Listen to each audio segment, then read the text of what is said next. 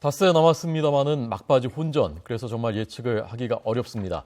저희가 권역별로 중간 판세들을 분석하고, 물론 지금까지의 예측입니다만은 각 당의 예상 의석수까지 오늘 분석해 보도록 하겠습니다. 청와대 행정관을 지냈고요. 정치 분석가입니다. 이상일 아젠다 센터 대표, 그리고 여론조사 전문가인 이병일 엠브레인 상무이사, 그리고 저희 YTN의 이동우 보도국 부국장 초대했습니다. 안녕하십니까? 네, 안녕하십니까. 자, 우선 오늘 문재인 대표가 지금 광주에 가 있고요. 광주 호남에서 지지를 거두면 정계 은퇴하고 대선도 출마하지 않겠다라고 오늘 밝혔습니다. 자, 우선 어떻게 해석하셨는지 부국장님. 이제 오늘 이제 선거 5일 남지 않았습니까? 그리고 국민의당 지지율이 특히 호남에서 요새 뭐 약진하고 있는 상황이기 때문에 뭐 일부 여론조사를 보면 뭐 더불어민주당의 2배 가까이 된다는 거 아니겠습니까? 이제 그러다 보니까 상당한 위기감을 느낄 수밖에 없고, 문재인 대표 입장에서는 만약에 총선에서 더불어민주당이 실패하면 어차피 대선 후보로서의 어떤 생명력은 마무리되는 거기 때문에 여기서 일종의 어떻게 보면 이제 최후의 승부수를 던질 수밖에 없는 상황에 몰린 거죠. 그래서 광주를 어렵게 방문해서 어떻게 보면 이제 그 마지막 그 승부수랄까요? 그런 걸 던진 겁니다. 그래서 만약에 호남에서 그 더불어민주당을 지지해주지 않는다면, 그리고 문재인 대표를 대선 후보로서 인정해주지 않는다면 결국 정계를 은퇴하고 내년 대선에 불출마를 할 수밖에 없다. 뭐 그런 얘기를 한 게 된 거죠. 네, 지금 보신 사진이 오늘 5.18 국립묘지를 방문했고, 옆에 김대중 대통령의 셋째 아들 김홍걸 씨와 함께 무릎을 꿇고 참배하고 있는 모습. 그리고 그 다음 일정으로 이른바 광주 선언, 오늘 호남에서 지지를 거두면 정계 은퇴, 대선 불출마하겠다라고 밝힌 것입니다. 과연 호남 민심을 움직이는데 어느 정도 영향을 미칠 것이라고 보십니까? 이제 선거가 며칠 남지 않았기 때문에 사실 이 부분이 좀 더 이제 일찍, 만약에 이제 문재인 전 대표가 호남을 방문하고 이런 어떤 진정성 있는 행보를 보였다면 글쎄 좀 여론에 영향이 있었을 것 같은데요. 워낙 막바지에 왔기 때문에, 그리고 이제 워낙 선거 판세가 호남에서 뭐 전체적인 정당 지지율뿐만 아니라 각 선거구에서 국민의당 후보들이 약진하고 이제 더불어민주당 후보들이 오히려 고전하는 그런 흐름이 이미 형성이 돼버렸기 때문에 이제 이런 며칠 사이에 이제 이런 어떤 행보들이 얼마나 민심에 영향을 줄지 모르겠습니다만, 크게 어떤 판을 흔들기는 좀 너무 때가 늦은 게 아닌가, 뭐 그런 생각이 좀 듭니다. 좀 일찍 갔어야 되는 건가요? 그 당내에서 이제 문재인 전 대표가 호남을 가는 게 유리하냐 불리하냐 이런 어떤 논란보다는 오히려 같이 화합을 해서 어떻게든 호남 민심의 어떤 진정성을 내보이고 뭐 사과할 부분 사과를 하고 새로운 모습을 다지만 이런 것들이 필요했다고 보이는데 너무 시간을 많이 소모했죠. 네, 이상무님 어떻게 보셨습니까? 아무래도 이거는 이제 호남만을 놓고 본 것이 아니고요. 전체 수도권 같은 경우도 이제 호남 출신의 뭐 출신 고향을 둔 사람들이라든가 그런 부분에 영향이 있기 때문에 아무래도 수도권 같은 경우도 최근에 국민의당 지지율이 좀 올라가고 이것이 3자 구도로 형성이 되면서 더민주당 입장에서는 더 판세가 안 좋다라는 판단하에 종합적인 판단하에 이러한 얘기를 하지 않았나 생각이 듭니다. 네. 자, 그렇다면은 지금부터 이제 각 권역별로 구체적으로 판세를 지금까지 나왔었던 각 언론사와 여론조사 기관들의 여론조사 결과 등을 토대로 해서 중간 분석한 권역별 판세를 자세히 보여드리도록 하겠습니다. 자, 먼저 서울부터 가볼까요? 자, 서울 보시죠. 저희 대표님 좀 설명해 주시죠. 예, 그동안 이제 나온 각종 이제 YTN과 엠브레인의 1차에서 6차에 걸친 여론조사, 그리고 각 언론사에 발표된 여론조사 결과들을 토대로 보고, 또 각 당이 이제 주장하는 유불리 판세 분석들이 있습니다. 거기서 이견이 없는 지역들 이렇게 좀 분석을 했을 때 대체적으로 현재까지 새누리당이 지금 우세로 판명되는 지역들이 서울에서는 16개, 더불어민주당이 11개, 국민의당이 1석, 그리고 무소속 우세 지역이 하나로 지금 분류되고 있고요. 20개 지역은 아직도 그 승부를 쉽게 예측할 수 없는 경합 지역으로 분류가 되고 있습니다. 네. 의외로 서울에서 새누리당이 앞서가고 있는 곳이 많은데요? 그렇습니다. 이번에 같은 경우 이제 좀 전에 이제 말씀하셨지만 이 선거에서는 구도가 제일 중요한데, 새누리당한테 구도가 여러 가지로 유리하거든요. 그런 상황이기 때문에 새누리당의 약세 지역인 뭐 도봉을의 김선동 후보라든지 성북을의 김효재 후보, 뭐 강북갑의 정양석 후보, 그리고 그 마포을의 김성동 후보, 뭐 관악을의 오신환 후보, 동작갑의 뭐 이상희 후보, 이런 분들, 이런 지역이 전반적으로 지금까지는 다 야권이 절대적으로 유리한 그런 지역구였는데 오히려 새누리당 후보들이 지금 선전을 하고 있거든요. 이런 부분이 이제 상당히 크게 영향을 미쳤다. 이렇게 볼 수 있는 거죠. 주목해야 될 만한 지역구들 어디입니까? 아무래도 그동안 이제 서울 지역 또 수도권 전체에서 국민의당 후보들이 대체로 그 3위, 그리고 약간 이제 지지율이 밀리는 3위권에 많이 있었는데요. 그 중에 서울 지역에서 지금 안철수 대표의 그 지역 자체가 이제 지지율이 오르는 상승세고, 또 좀 유력한 중량급 후보들의 지지율이 상승세를 보이고 있습니다. 이런 지역들이 현재 기존의 뭐 3자구도를 뛰어넘어서 오히려 이제 수도권에서도 국민의당이 과연 당선자를 배출해낼 수 있을 것인지 이런 부분 좀 주목을 할 필요가 있을 것 같습니다. 예, 이상무님은 서울에서 안철수 대표 말고도 국민의당 당선자가 나올 가능성이 있는 데가 있다고 보십니까? 지금 안철수 후보 말고 나올 수 있는 부분은 좀 유력한 곳은 없는 것 같고요. 중성동을 같은 경우에 최근에 그 정호준 후보가 그 지지율이 좀 많이 올라가고 있는 추세거든요. 이제 이런 부분이 남은 기간 동안 과연 새누리당 지상호 후보를 따라잡을 수 있을지는 봐야 될 부분인데 정호준 후보를 제외하면 서울권에서는 국민의당이 그 당선권에 있는 그런 부분은 아직 없는 거로 보여집니다. 네, 저희 그래도 근접한 곳은 저곳 이제 중성동을. 관악갑의 김성식 전 의원 같은 경우가 이제 나름 이제 유기용 의원하고 뭐 호각세를 보일 가능성은 일부 있습니다만 최근에 국민의당이 전반적으로 지지율이 계속 급등세를 보여가고 있기 때문에 예. 그 어느 정도 이제 정당 지지율하고 이제 수렴될 수밖에 없거든요. 그래서 원래가 그 김성식 그 전 의원하고 유기용 의원 같은 경우는 원래가 아주 대표적인 라이벌이었기 때문에 그리고 그 지역의 새누리당 후보가 좀 비교적 약체입니다. 그러다 보면 양강 구도로 갈 가능성 배제할 수 없습니다. 예. 자, 그러면 다음 인천 경기 판세로 넘어가도록 하겠습니다. 인천 경기 지역의 권역별 예상 의석수입니다. 예, 경기도는 이번에 그 선거구가 많이 늘어나서 60개 선거구가 됐고요. 인천 이제 13개에서 73개 매머드 선거구입니다. 근데 그 중에서 현재까지 그 여러 가지 여론조사 자료 및 각 당의 주장을 봤을 때 새누리당 우세 지역으로 분류할 수 있는 지역이 30지역, 더불어민주당이 21곳, 그리고 무소속 우세 지역이 한 곳으로 나타나고 있고 21개 지역은 아직도 경합 지역으로 분류가 되고 있습니다. 네. 결국 아까 서울도 그렇고요. 인천 경기도 그렇고 경합 지역이 좀 아직 많지 않습니까? 그러니까 여기가 결국 최종적으로 어디에 향하느냐에 따라서 전체 승패가 갈릴 텐데 수도권에서요. 이상무님은 어떻게 보시면 경합 지역들 판세 지금? 지금 사실 수도권과 그 서울과 경기 인천 같은 경우에는 가장 예측 불허의 지역이라고 할 수 있는데요. 아직도 부동층이 한 15%에서 20% 정도 차지하고 있고 지금 3자 구도가 형성되고 있다는 점들이 이제 점점 그 향후 예측을 어렵게 하고 있는 그런 측면이라고 좀 보여집니다. 지금까지 결정 안 한 부동층들은 투표하러 안 가는 분들 아닙니까? 어떻습니까? 그 과거의 행태를 보면. 그럴 가능성도 있고요. 이제 마지막까지 이제 이번에 아시다시피 뭐 워낙 그 뭐 이슈도 별로 이렇게 있지 않았었고 그리고 또 여야가 또 공천 과정에서 사실 깔끔한 모습을 못 보였기 때문에 그런 실망감이 작용해서 부동층이 더 는 측면도 있을 겁니다. 그렇지만 어쨌든 최종적으로 마지막에 어떤 후보를 선택하느냐에 따라서 그 수도권 같은 경우는 아주 워낙 박빙의 승부가 많기 때문에 결국 당락을 결정하거든요.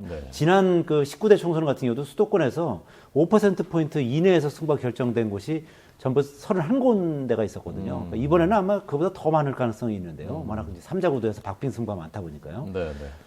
그렇기 때문에 결국 그 이번 선거에서는 어느 정당이 그 마지막 부동층 그리고 그 무당층들을 잡아내느냐 그것이 이제 가장 큰 그 승패 요인이다 이렇게 볼 수 있을 것 같습니다. 예, 여기서 지역 주목해야 될 지역구들 어디인가요?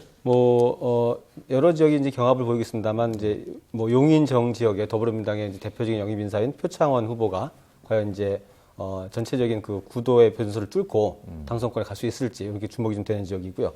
또 안산 지역에서도 전통적인 그 라이벌 지역, 경합 지역들이 있습니다. 이런 지역들이 과연 이제 수도권, 아까 서울도 보셨습니다만 경기도에서도 많은 지역이 이제 야당 후보들이 2명 이상 출마한 다자구도 지역인데요. 이런 지역에서 과연 구도의 변수들, 이런 효과들이 더 위력을 발휘하면서 새누리당이 승리를 거둘 것인지 아니면 최근에 그 새누리당 지지세가 약세로 나타나고 있는데 그런 어떤 역풍을 이용해서 더불어민주당 또는 국민의당이 어떤 이제 야당표를 결집시키면서 다시 그 야권표들을 결집시키는 상승세를 탈 수 있을지 이런 지역, 이렇게 주목되는 지역들이 굉장히 많습니다. 이런 지역들을 아마 앞으로 마지막 판세가 이렇게 유동적인 어떤 흐름을 탈 것으로 보입니다. 네. 자, 그러면 다음 충청 강원 권역으로 가보도록 하겠습니다. 충청 강원 권역의 지금까지의 중간 분석된 판세 예상 의석수입니다. 강원도는 이번에 선거구가 하나 줄었습니다만 지난 총선에서 이제 새누리당이 전석을 석권했었는데 그리고 충청은 같이 해서 충청도도 과거에 이제 자민련 선진당으로 이어지던 이제 충청도를 대표한 정당이 지금 이번 총선에 사라지고요. 새누리당과 선진당이 합당을 했습니다. 그래서 전체적인 판세 역시 그 새누리당이 23석, 35개 선거구 중에 23석 지역에서 앞서가는 걸로 나타났었고요. 더불어민주당이 5지역에서 우세한 흐름을 보였습니다. 7지역 정도는 양당 간의 어떤 경합 지역이 나타나고 있습니다. 네. 이게 사실은 충청 지역당이 없는 가운데 치러지는 총선인데 이렇게 된다면 새누리당이 여기서 압승인데요, 충청에서는요? 그렇죠. 경합 지역을 만약에 다 뺏긴다 하더라도 네. 압승이죠. 새누리당이 압승인데 이제 그건 아까 말씀드렸듯이 이쪽 지역에 이제 지역 정당이 저는 이제 자유선진당이 있었는데 그 전에는 뭐 자민련이 있었고요. 근데 지역 정당이 없어지면서 사실 그 자유선진당이 새누리당이 합병이 됐지 않습니까? 그러다 보니까 새누리당이 여러 가지 그 구도상에서도 상당히 유리한 위치를 선점하고 있고 이번에는 그 비교적 이 충청 지역 공천은 비교적 경쟁력 있는 인물들을 많이 공천을 했습니다. 그러다 보니까 그 새누리당이 비교적 강세를 보이는 뭐 그런 현상이 뚜렷해진 거죠. 저 세종시는 어떻게 경합으로 분류된 거죠 지금? 그렇죠. 지금 경합지역입니다. 대표적인 경합지역인데요. 그 새누리당 박종준 후보와 그다음에 더불어민주당을 탈당한 이해찬 후보가 현재 그 경합을 보이고 있고 실제 판세도 굉장히 지금 알 수 없는 그런 현상입니다. 추세로는 이해찬 후보가 상승세인 거 아닙니까? 여론조사상으로는 미세하지만 박종준 후보가 계속 앞선 흐름이었는데 종반전에 다가오면서 이해찬 후보 지지율이 좀 상승하는 그런 흐름으로 나타나고 있습니다. 네. 또 주목할 만한 지역구 또 있나요? 충청권에, 충청 강원권에? 청주 흥덕이군요. 예, 이 지역도 상당히 지금 박빙 지역으로 나타나고 있는데요.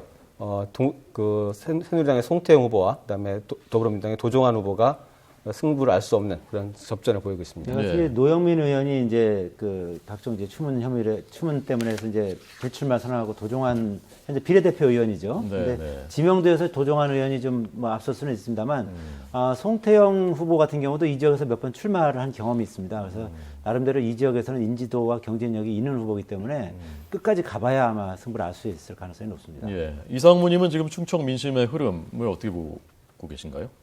충청 민심 같은 경우는 제가 볼 때는 아까 이제 이 부국장님께서도 말씀하셨지만 지금 새누리당이 초강세라고 할 수 있고요.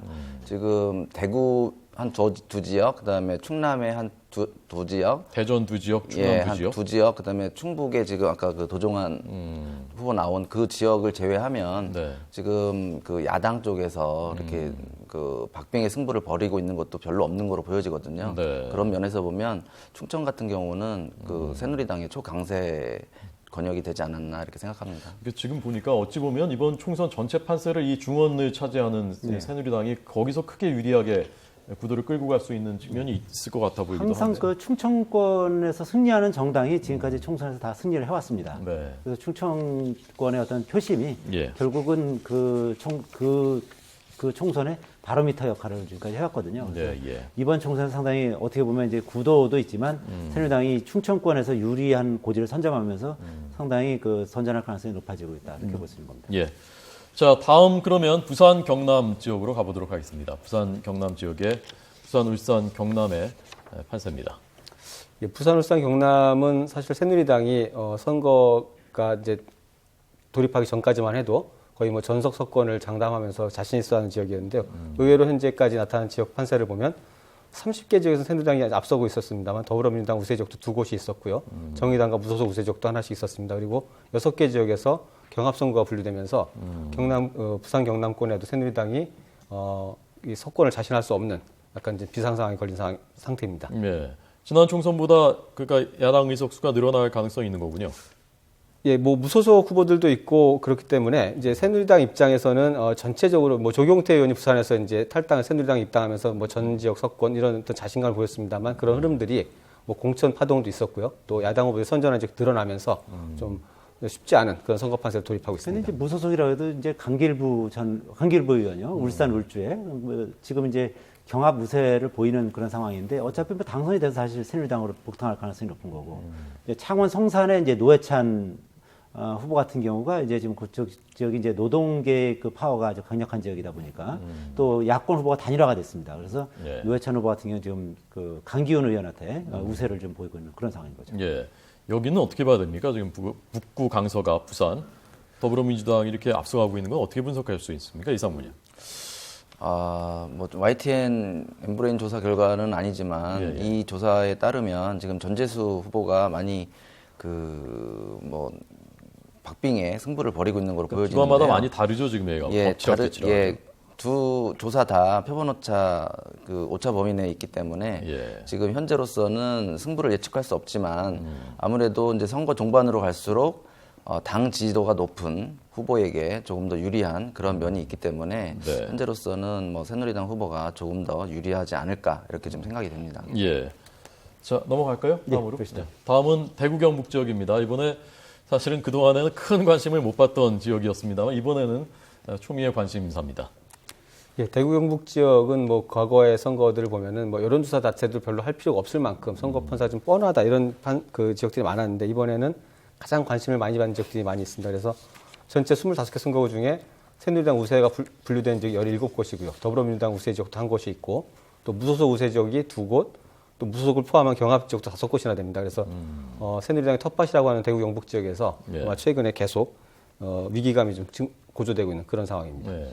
결국 그 진박하고 무소속 후보들 사이에 그 접전이 결국 결론은 어디로 가게 될까요? 결국은 뭐 공천 파행으로 인해서 결국 뭐 상당수 유력한 그 국회의원들이 이제 무소속으로 출마를 하면서 예. 결국은 이제 이렇게 좀 새누리당이 어려움을 겪고 있는 거거든요. 네.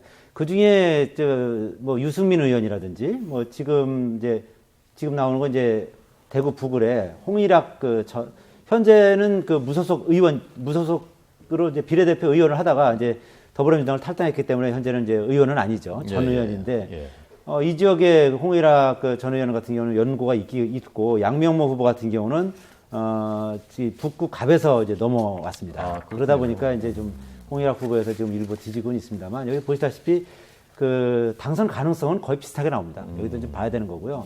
전반적으로 이쪽 그 대구 경북 지역에서 이번에 새누리당이 공천 과정에서 여러 가지 그 시행착오를 많이 겪었기 때문에 그런 것이 표심에 상당히 영향을 미치고 있는 것 같습니다. 그러니까 대구 지역을 아무나 공천하고 또 아무나 그 당에서 찍어 누른다 그래서 그 반드시 우리가 찍어야 되느냐 이제 그런 민심들이 많이 지금 형성이 돼 있다는 거예요. 그러다 보니까 새누리당에 공천받은 후보들이 오히려 더 어떻게 보면 이제 고전을 면치 못하는 이제 그런 상황이 된 거고요. 지금 이제 화면에 나옵니다만 이제 YTN 조선일보 여론조사도 그렇고 YTN 여론조사에서도 김문수 후보하고 김부겸 후보하고 거의 뭐 더블 스코어 정도로 김부겸 후보가 앞서고 있지 않습니까? 이 지역 같은 경우도 이제 김부겸 후보는 어쨌든 이 지역 감정을 탈피하겠다는 뭐 그런 어떤 대의 명분이 있는 반면에 김문수 후보 같은 경우는 경기도지사를 하다가 어떻게 보면 이제 TK의 맹주를 꿈꾸면서 내려왔기 때문에 이 명분에서 김부겸 후보가 좀 더 앞선 거 아니냐 그런 것이 표심에 좀 반영된 거라고 봅니다. 이 사모님은 저 수성갑하고요, 대구 북구하고요.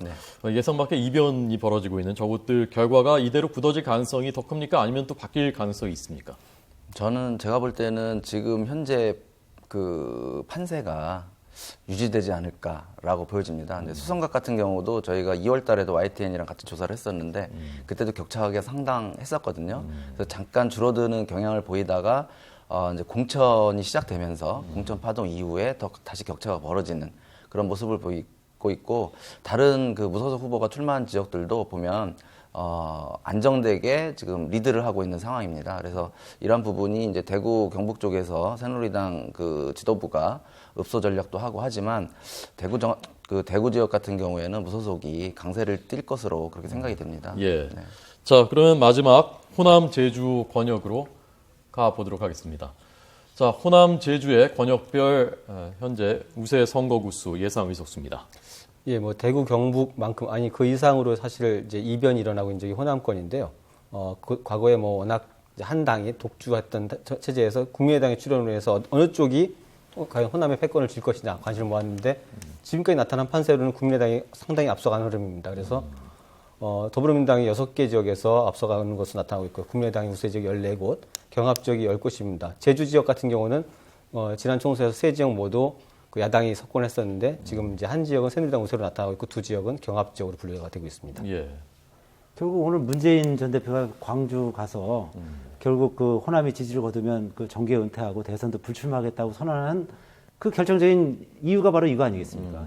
결국 이 호남에서 지금 그 국민의당이 약진하고 더불어민주당이 지금 상당히 고전하고 있는 거 아니겠습니까? 지금 아까 보면 지금 더불어민주당이 유리한 데가 지금 한 6군데밖에 안 되고요. 나머지 14군데가 지금 국민의당이 유리하고 그리고 나머지 지역들이 이제 경합인데 경합 지역도 지금 국민의당이 지금 지지율이 높아지고 있는 상황이기 때문에 선거에서는 추세가 중요하고 그래서 국민의당이 오히려 더 우세할 가능성이 있거든요. 지금 이제 보시면 이제 YTN 여론조사에서는 이제 그 전주병에서 김성주 의원하고 정동영 전 의원하고 지금 이제 경합을 벌이고 있습니다만 좀 전에 제가 설명했듯이 마찬가지로 국민의당이 전반적으로 지금 지지율이 지금 최근 아주 급등하고 있는 상황이거든요. 그래서 지금 이렇게 만약에 경합인 지역 같은 경우는 국민의당 후보가 훨씬 더 추세적으로 봤을 때 유리한 고지를 선점할 가능성이 꽤 높습니다. 그래서 문재인 전 대표가 오늘 급하게 광주 내려가서 아마 그런 선언을 하지 않았나 이렇게 풀이가 됩니다. 네. 자, 오늘 나온 갤럽 여론조사 결과를 저희가 일부에서도 소개를 해드렸는데, 자, 우선 그 지역구에서 어느 당 후보에게 투표할 것이냐라고 물었을 때 호남 지역에서의 그 결과, 그리고 전체 비례대표 중에서 보도록 하겠습니다. 네, 이건 전국이고요. 자, 호남 보겠습니다. 호남.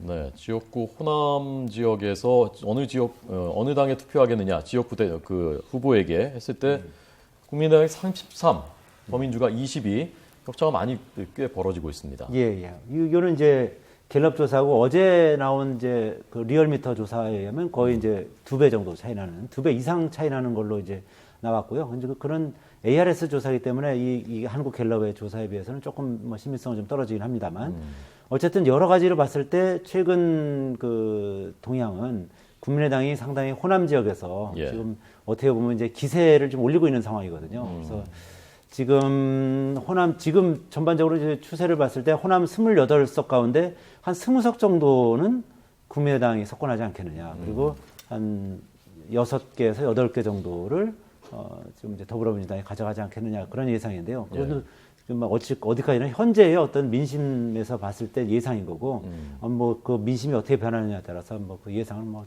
더 달라질 수도 있겠죠. 네.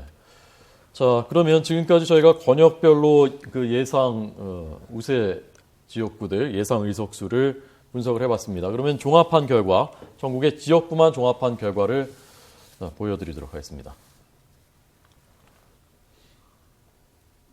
자, 권역별로 다 종합한 결과입니다. 그리고 여기에 이제 비례대표를 다시 합치면은 전체 예상 의석수가 나오게 되겠죠. 자, 전국 우세 선거구입니다. 전국적으로 지금까지 드러난 이제 조사 결과 및 뭐 판세 분석을 바탕으로 했을 때 새누리당이 약간 앞서가고 있는 지역들이 117개 정도 지역이고요. 더불어민주당이 46개 지역, 그리고 국민의당이 호남 지역의 선전을 바탕으로 해서 15개 지역에서 우세를 보고 있습니다. 정의당 우세 지역이 하나, 무소속 후보들이 우세를 보이는 지역이 5개고요. 69개, 약 70개 지역에서 경합 지역으로 분류가 되고 있습니다. 네. 저 경합 지역구가 결국 어디로 가느냐, 저게 이렇게 그렇죠. 전체적으로 판세 결정하겠군요.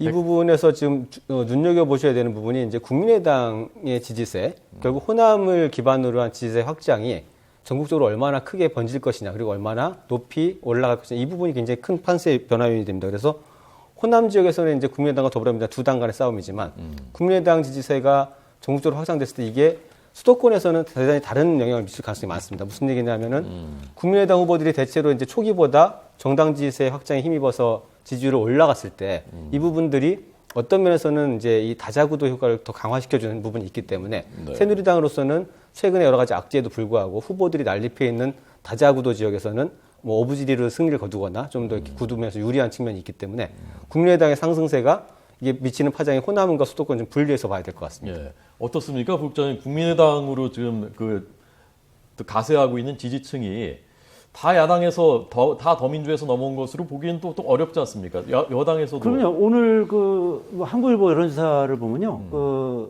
이 국민의당 지지자 가운데 30% 정도가 이 여당에서 새누리당에서 넘어갔다는 거고요. 한 55% 정도가 더불어민주당에서 넘어갔다는 거거든요. 그러니까 물론 이제 더불어민주당의 피해가 더 크긴 합니다만 새누리당도 한 상당 부분 타격을 입고 있는 건 사실이죠. 그러다 보니까 최근에 새누리당의 지지율이 점점 떨어지고 국민의당의 지지율은 올라가는 이제 그런 추세거든요.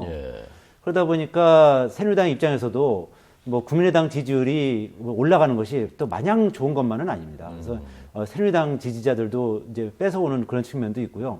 특히 이제 이런 전반적인 추세가 이제 특히 더불어민주당 그 지지자들이 이제 알게 될 경우에는 더불어민주당 지지자들이 특히 수도권의 지지자들이 더 응집할 가능성이 있거든요. 아, 이게 더불어민주당이 잘못하면은 이게 뭐 100석도 안 되겠구나. 그래서 더불어민주당 지지자들이 만약에 표의 어떤 응집이 강하게 이루어지면 그런 또 수도권 박빙 지역에서 새누리당이 오히려 떨어지고 더불어민주당 그 후보들이 많이 당선되는 뭐 그런 효과가 날 수도 있다고 봅니다. 예. 이상무님은 수도권 유권자들이 특히 야권 성향의 유권자들이 그런 사표를 막기 위해서 국민의당 후보들이 당선까지는 안 될 것 같고 그러니까 더민주 쪽으로 표를 몰아줄 가능성이 더 높다고 보십니까? 아니면 국민의당 후보들이 지역구에서도 꽤 더 득표를 하게 될 가능성이 높다고 보십니까?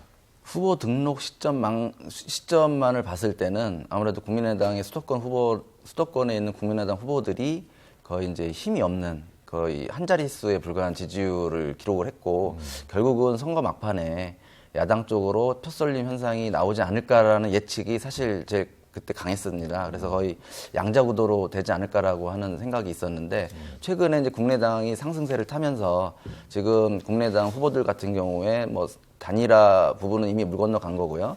사퇴하지 않고 끝까지 후보를 유지하고 그다음에 그렇기 때문에 전체적으로 국민의당을 지지하는 사람들이 그 더불어민주당 쪽으로 표쏠림이 가기보다는 삼자구도 형태로 나오지 않을까라는 생각이 들고요. 아까 말씀하신 이제 부분 중에 한 가지 좀 더 추가적으로 말씀을 드리면 지금 국민의당 그 호남권에서도 보면 더불어민주당과 국민의당이 경쟁을 하고 있는데 국민의당의 지지자들은 20, 30, 40대보다는 5, 60대가 많이 분포가 되어 있습니다. 반면에 더불어민주당은 20, 40대 중심으로 되어 있고요.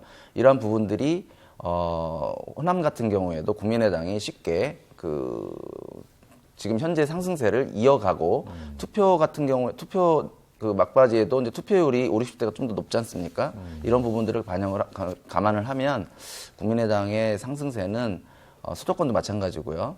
지금 상태에서 더 올라가면 올라갔지 떨어지지는 않을 것 같다. 그런 생각이 좀 듭니다. 네. 자, 그러면 비례대표 지금까지 그 판세로 분석된 비례대표 예상 의석수 보시겠습니다. 최근에 그 전국조사 정당지도 내지는 이제 비례대표 투표 의향 조사에서 국민의당 상승세가 두드러지면서 비례대표 전망도 약간 변화가 좀 있습니다. 그래서 지금 현재 뭐 정당 지지 구조로 본다면 새누리당이 약 21석 정도, 더불어민주당이 약 11석, 국민의당이 10석, 정의당이 5석 정도를 차지할 것으로 이렇게 예상이 됩니다. 네. 자, 오늘 갤럽 조사에서도 그 비례대표 정당별 지지도 갤럽 조사에서도 국민의당이 많이 오른 양상이었거든요. 예. 자, 갤럽의 오늘 조사 결과 이것도 이런 것까지 반영이 된 거죠, 지금 네, 예상에는요. 그렇습니다. 네. 자, 비례대표 어느 당에 투표하겠느냐라고 물었을 때 새누리당 36, 더민주 18, 국민의당 17, 정의당 9%. 거의 근접했습니다, 지금. 예, 그렇죠. 그러니까 이 갤럽의 오늘 여론조사를 보면 그냥 단순 정당 지지율은 새누리당이 39%, 그리고 그 더불어민주당은 21%였고요. 그다음에 국민의당은 14%였습니다. 예. 그리고 정의당이 5%였는데, 그러니까 그러니까 새누리당과 더불어민주당은 3%씩 빠진 겁니다. 그 비례대표 정당 지지율에서. 그리고 국민의당은 3%가 올랐고요. 정의당도 4%포인트가 오른 겁니다. 그러니까 결국은 이제 그만큼 교차 투표가 생길 수밖에 없다는 거죠. 그러니까 이번 선거에서는 그 어느 때 선거보다도 교차 투표가 많을 가능성이 높고, 예. 교차 투표의 최대 수혜자는 국민의당과 정의당. 그 중에서도 아마 국민의당이 될 가능성이 더 높지 않을까 이렇게 예상이 됩니다. 네. 서울만 놓고 보면 지금 추월했거든요. 더민주를요. 23대 15로 서울에서는 추월했고 교차 투표가 그만큼 늘어날 가능성이 높다는 말씀입니다. 자, 그러면 이제 지역별, 권역별 비례대표 다 합쳐서 전체적인 예상 의석수, 물론 지금 단계입니다. 지금 시점에서 분석한 중간 판세 보시겠습니다. 현재까지 그 각 당이 좀 우세 지역으로 분류된 지역과 그리고 비례대표 예상 의석수 그리고 경합지로 분류된 약 70개 선거구에서 전체적으로 이제 승률을 좀 나눴을 때 예상되는 의석 전망치는 새누리당이 154석에서 164석, 더불어민주당이 90석에서 100석 정도, 그리고 국민의당이 28석에서 35석, 정의당이 5석에서 9석, 무소속 후보들이 6명에서 10명 정도가 당선 가능권이 있는 것으로 분석이 됩니다. 네. 새누리당에 좀 너무 후하게 잡은 것 아니냐라고 보는 분들도 있을 것 같은데요. 이 부분이 이제 수도권의 경합지가 굉장히 많은데요. 여기에서 이제 새누리당이 최근에 계속 지지도 약세를 보이고 있는데 그런 흐름 속에서 야당들이 이제 유력 후보를 중심으로 지지층 결집해냈을 때는 사실 그 경합지에서 새누리당이 상당히 고전할 가능성이 많습니다. 이럴 경우에 그 의석 전망치는 좀 더 내려갈 수밖에 없게 되고요. 그러나 이제 더불어민주당과 국민의당이 각 깊게 약진하면서 끝까지 선거를 완주하게 됐기 때문에 이런 부분들이 결국 3자 구도, 4자 구도 속에서 새누리당의 정당표는 고정표들이 상당히 강합니다. 그래서 이제 이런 고령층, 보수층의 투표 성향들이 바뀌지 않는다고 본다면 구도 효과가 발휘가 됐을 때는 지금 전망치보다 더 우세한 흐름이 나타날 수도 있고 이거보다 더 나올 수 있다. 굉장히 유동적입니다만 결국 마지막에 이런 수도권의 어떤 표심들이 3자 구도 효과가 더 크게 반영될 것이냐 아니면 이제 공천 뭐 갈등이나 이런 어떤 그런 것의 실망감들이 더 크게 반영되고 야당에 대한 새로운 야당에 대한 기대감들이 더 크게 작동할 것이냐에 따라서 판세가 유동적이라고 보여집니다. 네. 만약에 이렇게 된다면 지금 새누리당이 하고 있는 건 엄살이라고 봐야 되겠는데요. 엄살이라고 봐야죠. 그러니까 새누리당이 지금 뭐 130석 전후로 이렇게 얘기하는 거는 예. 어떻게 보면 새누리당이 우세한 지역구만 꼽았다 이렇게 볼 수 있는 겁니다. 그러니까 비례대표 부분을 빼고 새누리당이 우세한 지역구만 했을 때 그 정도가 되지 않겠느냐 그렇게 보는 건데 예. 다만 이제 아까 말씀드렸는데요.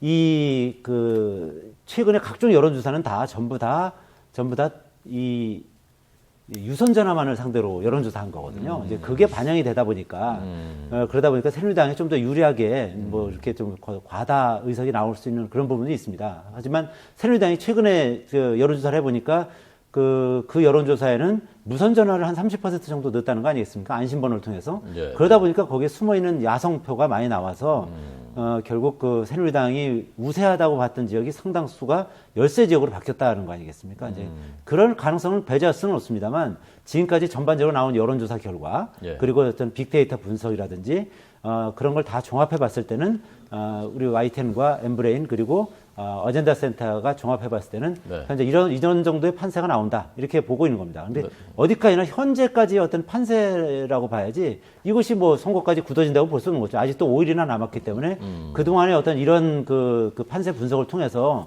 야권 성향의 어떤 표심이 더불어민주당으로 그 어떻게 보면 이제 집결될 수도 있는 거고요. 그래서 그 선거 표심은 그 사이에 5일 동안에 어떻게 바뀔지는 모르는 거고, 그리고 또 여론조사를 못 하지 않습니까? 여론조사 할 수 있어도 또 공표를 할 수가 없고 그렇기 때문에 그 사이에는 그야말로 이제 깜깜이 선거를 할 수밖에 없기 때문에 결국 최종 표심은 끝까지 뚜껑을 열어봐야겠다. 예. 그렇게 지금 저희가 보여드리고 있는 것이 바로 그 휴대전화를 넣었을 때하고 넣지 않았을 때하고 조사 결과가 판이하게 나오고 있는 그걸 보여드리고 있는 건데요.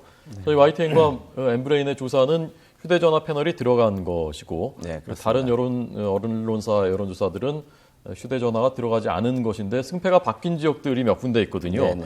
자, 이 부분을 좀 그 이사모님께서 자세히 설명을 해주시면 어느 정도 어디가 정확한 것인지요? 지금 그 오늘 각 신문사 그러니까 언론 그 신문사 그 뭐죠 일간지에도 많이 보도가 됐고 그랬는데 지금 집전화 조사에 어떤 집전화 유선전화 100%로 했을 때 한계 이런 부분들이 많이 거론되고 있거든요. 그리고 이제 아까 말씀하신 것처럼 새누리당 내에서도 최근에 보도된 그러니까 YTN 엠브레인 조사를 제외한 대부분의 조사들이 유선전화 100%로 한 조사들이기 때문에 그거로 봤을 때는 새누리당이 상당히 유리한데 현재 판세가 그거를 무선을 섞었더니 그렇지 않더라라는 거거든요. 그 얘기는 뭐냐면 현재 물론 투표일의 득표율과는 다른 겁니다. 그거는 현재 여론조사의 이 결과라고 하는 거는 여론조사에 응한 사람들이 모두가 다 투표를 했을 때를 전제로 하는 것이고요. 실제 세대별 투표율이 다르기 때문에 젊은 층보다는 고연령대가 좀 아무래도 투표율이 높고 이제 그런 부분들이 반영이 돼서 최종 득표율이 나오지만 지금 현재의 스냅 사진 기준의 판세로 놓고 보면 판세를 전망하는 데 있어서는 무선을 적절한 비율로 섞는 것이 더 정확하다라고 생각이 들고요. 그렇게 했을 때 지금 아까 얘기 나왔던 종로라든가 그다음에 영등포을 고양갑 이런 부분 같은 경우에는 집전화로만 했을 경우와 그 유무선을 같이 했을 때 서로 뒤집히는 양상이 있는데 저는 제가 볼 때는 무선 전화를 적절히 섞은 것이 더 정확한 편사라고 좀 생각이 됩니다. 예. 그렇게 했을 때 그러한 부분들이 고려가 돼서 판세를 한다 하더라도 저는 이제 아까 뭐 156석에서 164석이라고 그랬나요?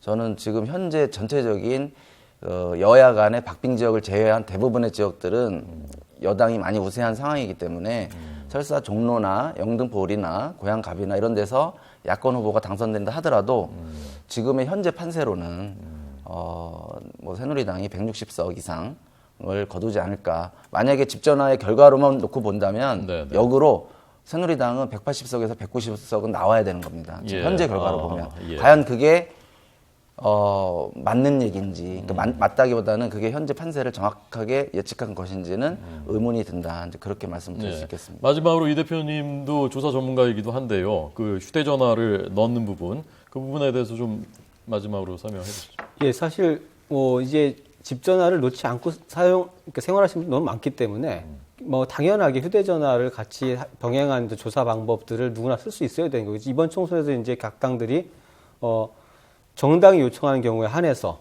안심번호라는 형태로 휴대전화 번호를 받아서 조사를 할 수 있게 되어 있는데 이런 부분들이 지금 법령이 빨리 개정돼서 뭐 공신력 있는 언론사라든 이런 곳들은 이제 선거와 관련된 조사를 할 때 당연하게 이런 이제 휴대전화 번호를 같이 사용할 수 있도록 제도가 좀 바뀌어야 되지 않겠나. 그렇지 않으면 이게 서로 각자 다른 방식을 해놓고 나름대로의 어떤 공식을 가지고 추정하는 수밖에 없는데 이런 불확실한 어떤 판세 분석들을 좀 벗어나기 위해서는 제도 변경이 시급하게 이루어진다고 봅니다. 지금 엠브렌에서 이번에 조사하신 것은 그러니까 무작위로 휴대전화 건 것이 아니라 가지고 계신 고정 패널들을 맞습니다. 해서 상대로 한 것이죠. 저희 패널은 그 조사 패널로서 이번 선거 시기만을 그 고려해서 단기적으로 모집된 게 아니라 예.